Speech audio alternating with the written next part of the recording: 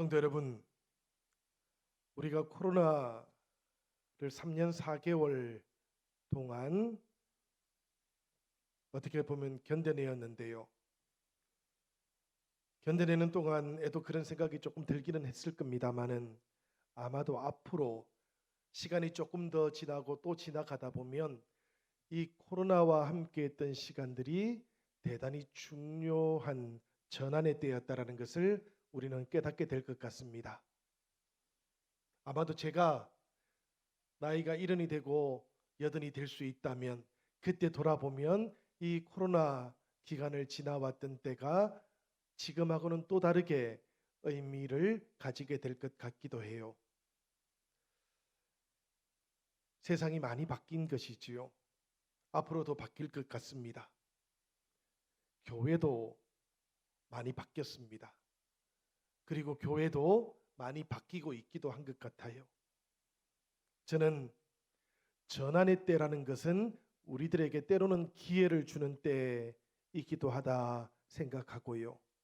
그런가 하면 그 주어지는 기회를 붙잡지 못하면 위기를 경험할 수밖에 없다고 생각하기도 합니다. 그러니까 전환의 때에 우리들이 바뀌지 않으면 위기가 현실이 될 수 있다는 그런 말씀이에요. 코로나 이후에 이 땅의 모든 교회들이 달라지려고 노력을 하고 있는 것 같습니다. 사실 우리 교회는 코로나를 예측하지 못했을 때에도 달라지고 있던 주변 환경들을 생각하면서 이미 변화를 시도하고 있었어요. 하나님과 교회의 부르심을 받아서 저도 영신교회 담임 목사로 부임을 하게 되었고요. 또 많은 성도님들과 함께 여러 가지 계획들을 기획했고 시행을 하기도 했었습니다. 그러다가 2020년부터 시작되었던 이 코로나 상황은 그런 우리들의 모든 발걸음들을 멈추게 해버렸어요. 3년 4개월 후에 이 팬데믹이 끝이 났고요. 모든 곳에서 일상이 다시 시작될 수 있었습니다. 이제 교회의 순서이기도 한 것이지요. 코로나 기간 중에 가지고 있었던 여러 가지 습관들은 이제는 내려놓아야 할 때가 되었다라는 말씀입니다. 하나님 앞에서 달라지기를 선택하는 성도들과 교회는 다시 회복의 길을 걷게 될 겁니다. 그리고 부흥의 길도 걸어갈 수 있게 될 거예요. 그렇지만 이 코로나 때의 습관 그대로 머물고자 하는 그런 교회는 어쩔 수 없이 위기를 맞이하게 되어 있다는 말씀이기도 합니다. 오늘 저는 요한복음 15장 1절부터 8절까지의 말씀을 함께 듣고 또 속으로 읽었지만 바로 앞에 있는 구절 14장 31절 마지막 절에 나오는 한 구절을 생각해 봅니다. 예수님께서 우리들 모두에게 일어나라 여기를 떠나자 말씀하고 계시기 때문이에요. 이 말씀의 의미 여러 가지로 다양하게 생각해 볼 수 있겠습니다. 그렇지만 저는 이 말씀을 묵상하는 동안에 예수님께서 우리들에게 달라져야 할 때라고 그렇게 말씀하는 것으로 듣게 되었습니다. 코로나라고 하는 긴급한 상황 속에서 어쩔 수 없이 선택했던 것들이 있었지만 이제는 변화를 선택해야 하는 그런 때라고 말씀하고 계시는 듯 했어요. 긴 시간 동안 이어져 왔던 이 코로나로 인해서 어쩔 수 없이 타협했던 그런 것들도 있었다면 이제는 신앙의 결기도 다시 회복해야 하는 그런 때라는 음성으로 들었습니다. 성도 여러분, 우리가 드리는 주일 예배뿐만 아니라 수요일과 금요일에도 모이기에 더욱더 힘써 주시면 좋겠어요. 우리에게 기도의 시간이 꼭 필요하기 때문입니다. 우리가 주일에 와서 예배를 드리는 시간이 필요한 것처럼 우리들 주님을 향해서 기도하는 시간 꼭 필요한 것이지요. 말씀을 나누는 시간도 꼭 필요한 겁니다, 여러분. 주일 예배 와가지고 설교 듣는 것만으로 우리의 말씀 공부가 끝이 나지는 않기 때문입니다. 다시 한번 우리들 모두가 예배와 전도, 양육과 선교가 온전하게 회복되어서 주님으로부터 칭찬받는 그런 영신교회가 되기를 기원드립니다. 성도 여러분, 방향 전환하기를 원했던 사람들, 그 사람들을 위해서 예수님께서는 오늘 15장 1절에 나오는 말씀처럼 나는 참 포도나무요 내 아버지는 농부시라고 그렇게 말씀을 하셨던 것입니다. 갑작스럽게 이 말씀을 하신 것이 아니라는 이야기지요. 본래 성경 속에서 포도나무가 나오거나 포도원이 나오는 것, 이것은 이스라엘을 상징했던 말이었어요. 그런데 오늘 본문의 말씀을 보니까 예수님께서 자기 스스로를 가리켜서 포도나무라고 말씀하고 계시는 것입니다. 그냥 포도나무도 아니고요, 참 포도나무라고 말씀하시는 것이지요. 이 말씀의 의미를 묵상해 보면 예수님께서는 지금 자신을 가리켜서 참 이스라엘이라고 말씀하고 계시는 것입니다. 언약을 맺었던 새로운 이스라엘로 우리들 가까이, 우리들 곁으로 찾아와 주셨노라고 그렇게 말씀하고 계시는 것이지요.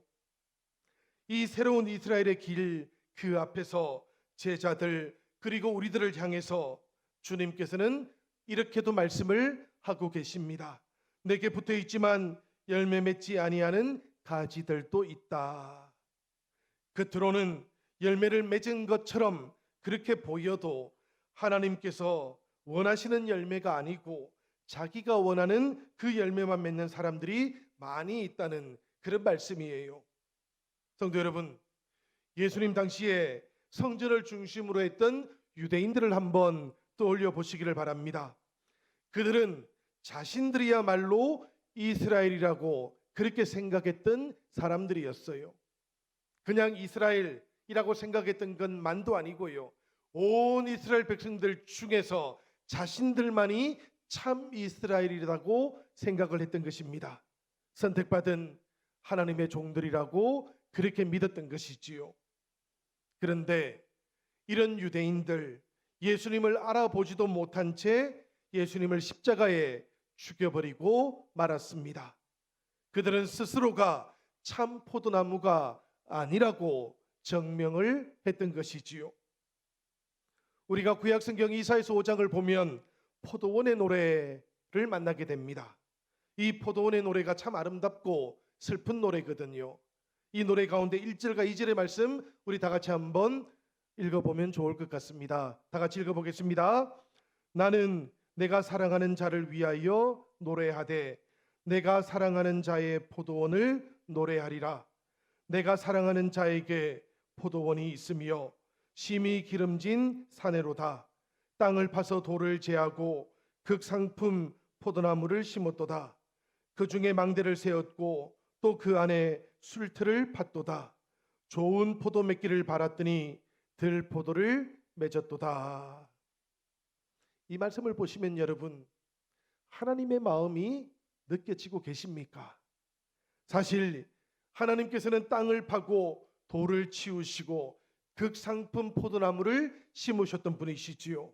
그러니까 당연히 그곳에서 최고의 포도송이가 열리기를 기대하셨던 것입니다. 그런데 결과가 어떻게 되었습니까? 그 나무에서 오히려 들포도가 맺혔던 것이지요. 들포도가 맺힌 그 모습을 보면서 실망하고 계신 하나님의 마음, 우리들 모두가 느낄 수 있으면 참 좋겠습니다. 사실 이사야서만 그런 건 아니고요, 우리가 예레미야서를 읽어도 에스겔서를 읽어도 똑같습니다. 이제는 땔감으로밖에 사용할 수 없는, 아무짝에도 쓸모없는 그 이스라엘을 보시며 탄식하고 계시는 하나님의 마음, 우리가 느낄 수 있기 때문이에요. 성도 여러분, 사실 우리가 하나님의 마음을 느낀다고 그렇게 말씀은 드렸습니다. 그렇지만 우리가 하나님의 형상을 닮은 것이지요. 그래서 하나님께서는 우리도 아시고 우리의 마음도 사실은 더 잘 알고 계시는 분이신 겁니다. 그렇게 우리를 아시는 하나님을 향해서 우리들도 이 하나님의 마음 느끼고 헤아릴 수 있으면 좋겠다는 그런 말씀이에요. 이 말씀 안에 들어있는 내용들, 우리가 주님께 붙어 있지만 나는 정말 하나님께서 원하시는 그런 열매를 맺지 못하고 있는 것은 아닌지, 자기가 원하는 열매만 맺고 세상이 원하는 그런 열매만 맺으면서 살아가고 있는 것은 아닌지, 오늘 이 성령 강림 후 두 번째 주일에는 우리들 자신의 모습도 돌아보는 은혜의 시간, 성찰의 시간이 되어지기를 부탁드립니다. 저는 이 준비된 말씀을 새벽에 묵상하면서 잘 믿는 것이 참 중요하다, 그렇게 생각을 했어요. 믿는 것 중요하지요, 여러분. 그렇지만 믿는 것에 더해서 더 중요한 것이 하나 있다면 잘 믿는 것입니다. 이것이 대단히 중요한 것이지요. 믿기는 믿는데 헛된 것을 믿고 있다면 헛된 삶을 우리가 살아갈 수밖에 없기 때문인 것입니다. 예수님, 그분의 인생을 살펴보면 자기를 원하는 열매 맺으려고 하신 적이 없으셨어요. 이 땅에 오신 이유도 돌아보면 자기 뜻을 이루기 위해서가 아니셨고, 하나님의 사랑, 우리를 향하신 하나님의 뜻을 이루기 위해서 오셨던 분이시다라는 것을 발견하게 됩니다. 그렇게 하나님의 뜻에 철저하게 순종하셨던 분이 예수님이셨던 것이지요. 그래서 이 땅에서 사셨던 그 모든 시간들 속에서도 예수님께서는 자기 영광이 아니고 오직 하나님의 영광만 바라보며 그 영광을 나타내기 위해서 살아가셨던 것입니다. 세상 속에서 사는 동안 우리는 어떻습니까? 때때로 겉과 속이 다른 위선적인 포도나무들을 참 많이 보게 되지요. 그러나 예수님께서는 하나님을 향해서 한결같이 신실하셨습니다. 그 신실함으로 하나님을 향해서 늘 한 마음을 가지고 계셨던 분이셨어요. 오늘 우리들도 또한 예수님의 이 마음이 우리의 마음 속에 온전하게 씨 뿌려지기를 기원합니다. 그리고 우리의 삶을 통해서 이 예수께서 맺어가셨던 아름다운 열매 우리들도 맺어갈 수 있기를 기원합니다. 성도 여러분, 이제 우리들은 이 비유 속에 나오고 있는 농부 하나님을 살펴보려고 해요. 2절의 말씀인데 우리 다 같이 한번 읽어보도록 하겠습니다. 무릇 내게 붙어 있어 열매를 맺지 아니하는 가지는 아버지께서 그것을 제거해 버리시고, 무릇 열매를 맺는 가지는 더 열매를 맺게 하려 하여 그것을 깨끗하게 하시느니라. 아멘. 이 말씀을 보니까 말씀 속에 두 종류의 가지가 나오고 있네요. 열매 맺지 않는 가지가 하나고 열매 맺는 가지가 또 다른 하나입니다. 이 각각의 가지에 대해서 농부이신 하나님께서 하시는 일이 달라요. 열매 맺지 않는 가지는 하나님께서 제거를 해주시고, 열매 맺는 가지는 더 열매 맺게 하시려고 깨끗하게 돌보아 주시는 것이지요. 이것은 사실 예수님께서 이스라엘의 포도 농사법을 배경으로 해서 설명했던 비유였던 겁니다. 첫 번째 가지치기는 주로 초겨울에 했어요.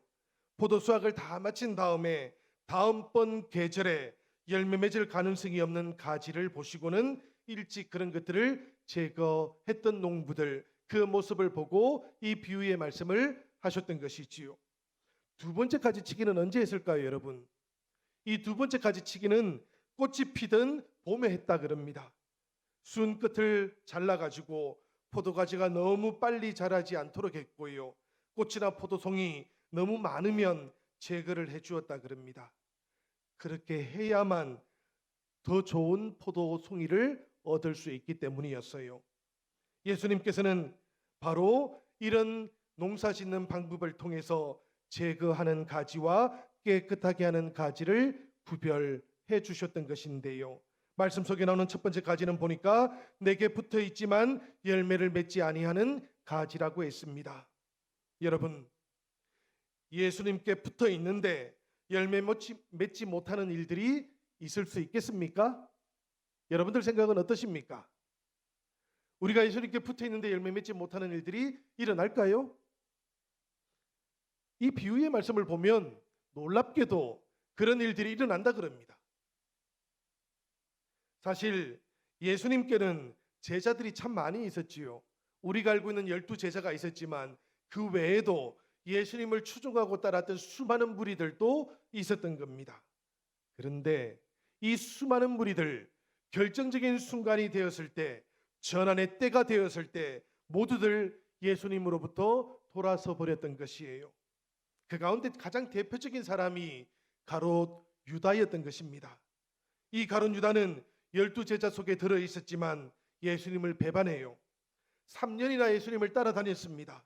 때로는 다른 제자들하고 함께 나아가서 귀신을 쫓아냈던 적도 있었을 것 같아요. 그럼에도 불구하고 예수님께서 이루시려고 하는 그 하나님의 나라가 세속적인 영광으로 높아지는 그런 나라가 아니라는 것을 알게 되었을 때에, 로마를 물리치고 최고의 나라가 되는 길이 아니라는 것을 알게 되었을 때에 이 가룟 유다는 예수님으로부터 등을 돌리고 돌아서 버렸던 것입니다. 사실 다른 제자들은 빨리 깨닫지 못했던 것을 이 가룟 유다는 조금 더 똑똑해서 빨리 깨닫게 되었을지도 몰라요. 그렇지만 이 깨달음 때문에 가룟 유다는 오히려 예수님을 배반해버리고 말았던 것이지요. 겉으로는 열매를 맺은 것처럼 그렇게 보였어도 하나님께서 원하시는 열매가 아니고 자기 열매만 맺었던 사람이었던 겁니다. 우리가 산상설교를 보면 예수님께서는 좋은 나무마다 아름다운 열매를 맺고 못된 나무가 나쁜 열매를 맺는다고 말씀하시면서 우리들 모두에게 대단히 도전적인 말씀을 하나 던져주셨어요. 마태복음 7장 21절에 나오는 말씀인데 우리 다 같이 한번 읽어보도록 하겠습니다. 마태복음 7장 21절입니다. 나더러 주여 주여 하는 자마다 다 천국에 들어갈 것이 아니요 다만 하늘에 계신 내 아버지의 뜻대로 행하는 자라야 들어가리라. 아멘.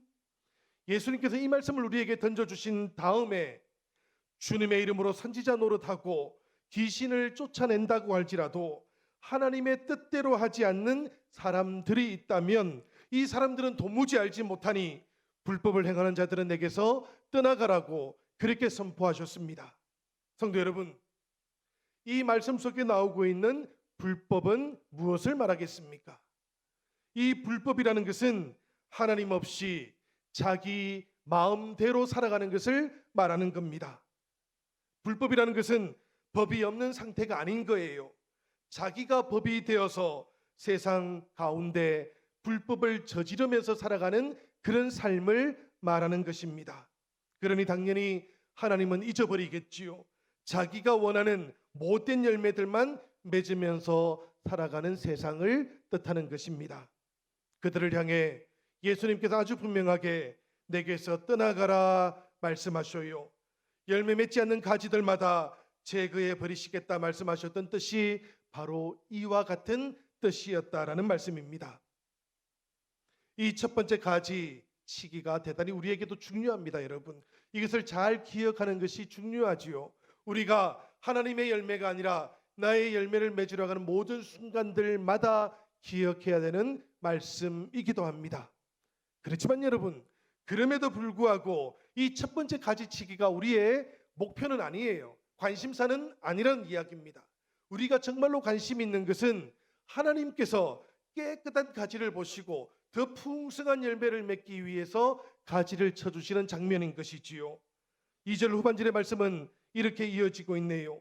무릇 열매를 맺는 가지는 더 열매를 맺게 하려 하여 그것을 깨끗하게 하시느니라.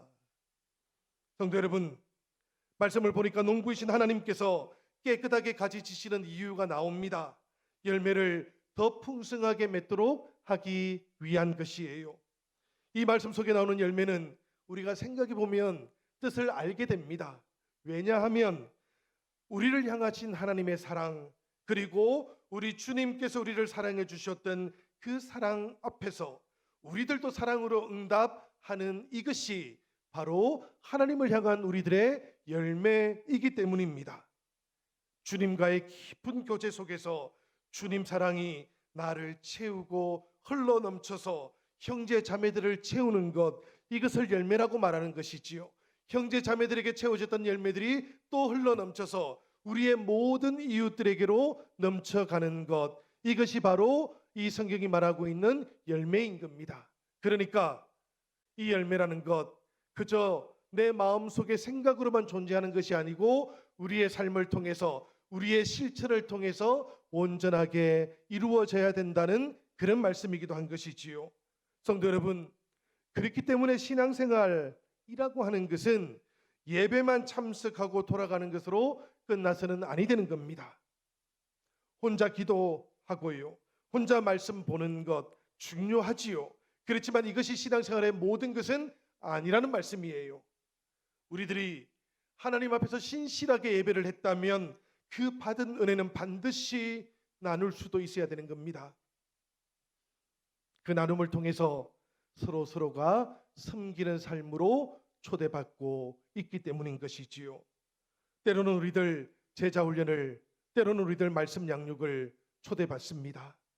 그러면 앉아서 열심히 공부들을 하시지요. 이것도 참 중요해요. 그렇지만 제자 훈련이나 말씀 양육은 이런 것들이 다가 아닙니다. 여러분, 공부하고 묵상했던 모든 것들 삶으로 나타내고 전할 수 있어야 되는 것이지요. 그래야만 제자 훈련은 비로소 완성이 될 수 있는 것입니다. 그러니까 이 모든 것들 성도 여러분 저절로 되는 것이 아니라는 말씀이에요. 우리가 때로는 같은 교회를 다녀도 관심을 더 많이 두는 성도님들이 계시기도 하고요. 아마도 여기에도 그럴 것 같습니다. 이름을 잘 모르는 성도님들도 계실 수 있을 것 같아요. 사실 내가 너희를 사랑한 것 같이 너희도 서로 사랑하라. 이 주님의 말씀을 우리가 마음으로 받는다면, 그렇다면 어떻게 해야 되겠습니까, 여러분? 우리가 관심을 가지는 것이 꼭 필요하지 않겠습니까?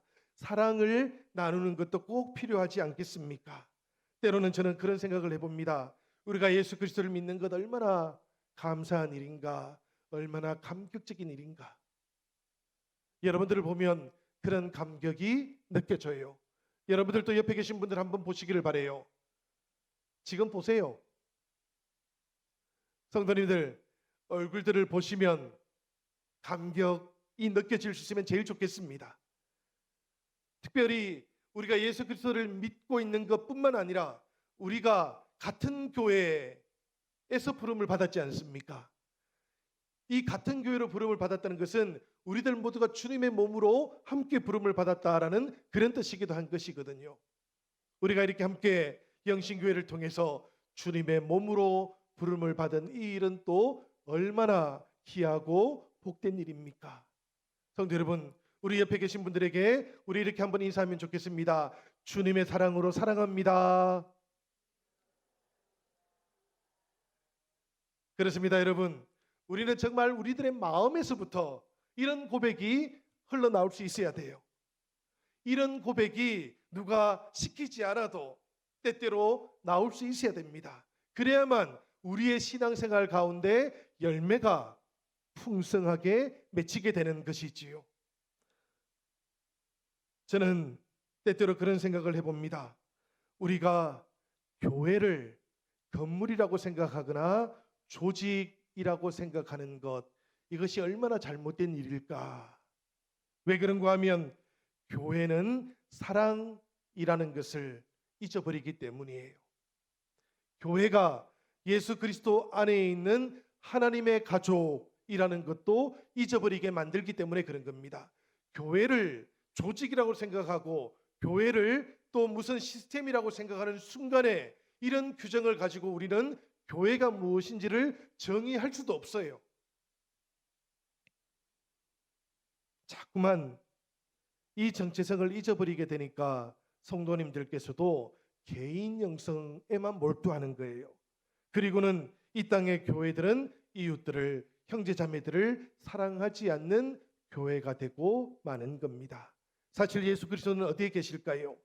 우리가 사랑하는 그 사랑 속에 계시는 겁니다. 예수께서 너희 속에 내가 있다고 말씀하신 그 말씀의 의미는 바로 이런 뜻이지요. Between us입니다. 우리들 사이에 계시다라는 그런 뜻이에요. 우리들 모두가 다시 한번 잘 생각할 수 있으면 좋겠습니다. 이 사랑, 오늘 예배를 마치고 나가는 시간에 우리들 모두가 이미 행할 수 있으셔요. 우리가 나가는 저 문이 하나만 열리지 않습니까? 나갈 때, 그지요?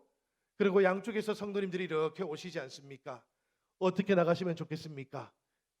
저 사람보다 내가 먼저 나가야지 이럴 필요는 없으시지요, 그죠? 맞은편 오시는 분 먼저 나가세요. 이렇게 초대하고 양보하는, 이것이 바로 사랑이 나타나는 자리이기도 한 것입니다. 사랑을 받으면 기분이 좋지요, 여러분, 그지요?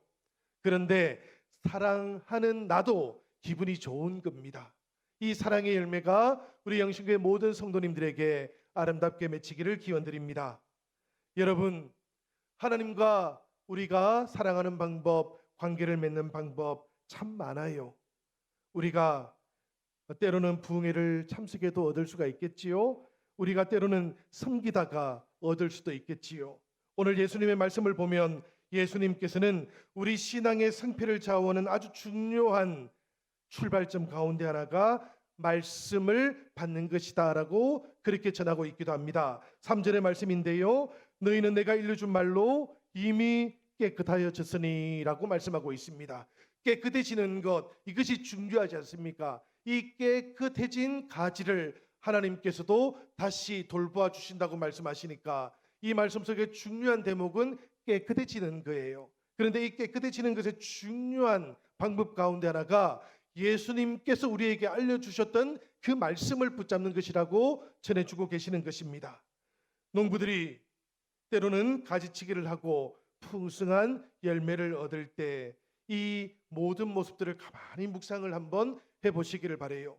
저는 이 모습을 묵상하다가 이 이야기는 다른 것이 아니고 우리가 때로는 자기가 좋아하는 것, 자기가 자랑하고 싶어하는 것 내려놓으라는 말씀이구나, 포기하라는 말씀이구나라는 것을 깨닫게 되었습니다. 우리가 인생을 살아가는 동안 목표를 만들지요.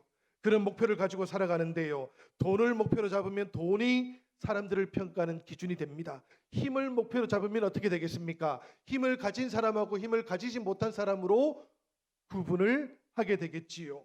그렇다면 여러분, 우리가 하나님 앞에서 열매를 맺으면서 살아가고자 한다면 그때는 어떻게 해야 되겠습니까? 내가 좋아하는 것이 아니고 우리 주님께서 좋아하시는 것, 이것이 기준이 되어야 되지 않겠습니까? 그 기준을 따라서 때로는 잘라낼 줄도 알아야 되고 때로는 포기할 줄도 알아야만 하는 것입니다. 우리 주님, 그런 우리들의 모습, 그런 우리들의 결단을 기대하시면서 4절에서는 내 안에 거하라 나도 너희 안에 거하리라고 말씀해 주셨던 것이에요. 우리 4절 말씀 다 같이 한번 읽어보도록 하겠습니다. 내 안에 거하라 나도 너희 안에 거하리라. 가지가 포도나무에 붙어있지 아니하면 스스로 열매를 맺을 수 없음 같이 너희도 내 안에 있지 아니하면 그러하리라. 이 말씀 속에 여러분, 내 안에 거하라 나도 너희 안에 거하리라는 말씀은 본래 원어 성경을 보면 이런 뜻이에요. 내 안에 거하라, 그리고 나도 너희 안에 거하게 하라.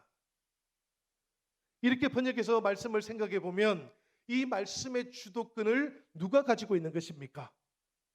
놀랍게도 예수님이 아니고 내가 가지고 있다는 이야기지요. 예수님 안에 거하는 것, 그리고 예수님 또 내 안에 거하게 하는 것, 이 모든 주도권들이 내 안에 있다라는 말씀입니다.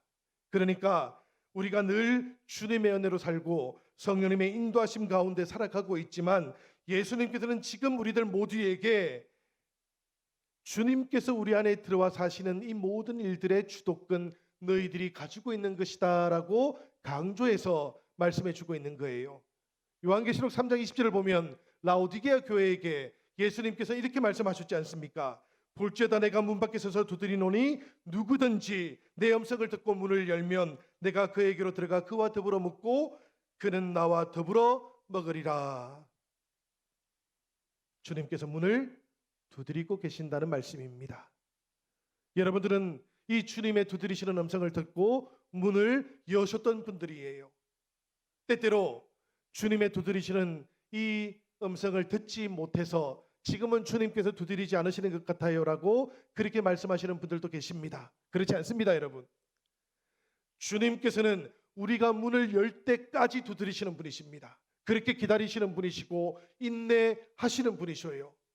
날마다 우리의 삶을 그렇게 찾아와 주시고 우리가 온전히 문을 열 때까지 주님의 기다리심이 계속되고 있다는 그런 이야기입니다. 그러니 여러분, 우리들도 주님을 향하여 마음의 문들을 활짝 열 수 있으면 참으로 좋겠습니다.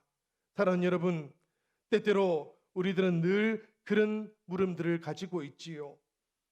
주님과 함께 살아가는 동안 이 깨달음 언제 얻을 수 있을까? 어떤 사람이 그렇게 생각을 했던 거예요. 스승을 찾아갔습니다. 저는 언제 깨달을 수 있겠습니까? 그러자 스승이 10년이 지나면 깨달을 수 있을 것 같아요. 그렇게 대답을 했답니다. 그러자 이 사람이 제가 갑질로 노력을 하면 어떻게 되겠습니까? 여러분, 갑질로 노력하면 어떻게 될 것 같아요? 먼저는 10년이 걸렸으니까 갑질로 노력하면 5년이 걸릴 것 같습니까? 스승의 대답은 정반대였어요. 20년이 걸릴 것 같습니다. 이렇게 대답을 했답니다. 그러자 이 사람이 물었어요. 아니 어떻게 그럴 수가 있습니까? 제가 갑절로 노력을 했는데요. 이렇게 막 이야기를 하게 되니까 스승이 있다가 아무래도 당신은 30년은 넘게 걸릴 것 같습니다라고 대답을 했다 그럽니다. 무슨 이야기입니까 여러분? 주님 없이 자기의 힘과 노력으로만 깨달으려고 하면 이 시간은 노력하는 그만큼 늘어날 수밖에 없다는 그런 이야기지요. 오늘 말씀을 보면 대단히 놀랍습니다 여러분. 나를 떠나서는 너희가 아무것도 할 수 없다고 그렇게 말씀하고 있거든요. 이 말씀을 가만히 생각해 보면 주님을 떠나서 우리가 아무것도 할 수 없다는 말씀인 겁니다. 주님을 떠나면 조금밖에 하지 못하는 것이 아니고 아무것도 할 수 없다는 이야기예요. 5절에 나오는 말씀인데요. 7절에는 보면 어떻습니까 여러분? 주님께서 우리 안에 들어오시고 우리가 주님 안에 들어가면 무엇이든지 원하는 대로 구하라고 말씀하십니다. 아무것도 하지 못하는 인생이 있고요. 원하는 모든 것들을 구하고 얻는 인생도 있다는 이야기지요. 사랑하는 여러분, 그 중간은 없다는 이야기입니다. 우리들 모두가 다시 한번 오늘 주시는 이 말씀 앞에서 우리의 신앙을 돌아볼 수 있으면 좋겠어요. 때때로 우리들은 크리스찬이지만 무신론자처럼 그렇게 살아가고 있는 것은 아닌지도 돌아볼 수 있기를 부탁드립니다. 혹시 나는 주님을 떠나서 살고 있는 것은 아닌가? 내 안에 예수님 정말로 살아계시는가? 내가 내리고 있는 이 모든 결정들 예수님께서 정말로 좋아하실 만한 그런 결정들인가를 돌아보시는 그런 예배의 시간이 되기를 바랍니다. 그리고 오늘 결단하십시다. 지금 우리가 맞이하고 있는 이 전환의 때에 우리들 모두가 다시 한번 주님을 향해서 마음을 새롭게 하시고 마음 문을 활짝 여시고 그리고 주님을 향하여 아주 오래된 습관들 그리고 이 코로나 때문에 만들어졌던 습관들 이제는 내려놓고 주님과 함께 믿음으로 새롭게 나아가는 영신의 모든 지체들이 되기를 우리 주님의 이름으로 간절히 축원드립니다.